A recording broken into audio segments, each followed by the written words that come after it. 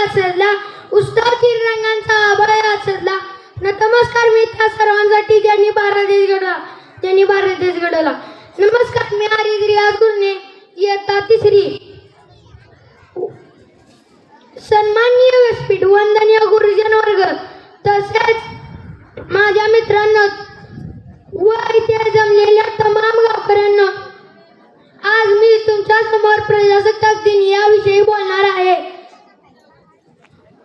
आज 26 जानेवारी प्रजासत्ताक दिन. सर्वप्रथम सर्वांना प्रजासत्ताक दिनाच्या खूप खूप शुभेच्छा.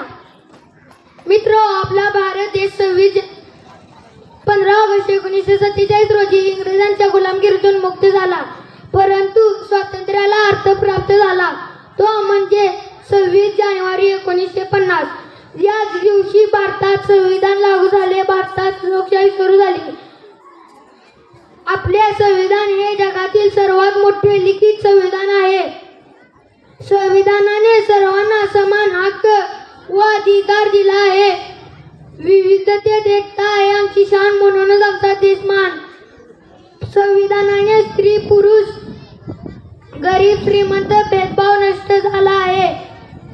जाता जाता एवढंच बोलेन, आपण सर्वांनी आपल्या संविधानाचा आदर केला पाहिजे.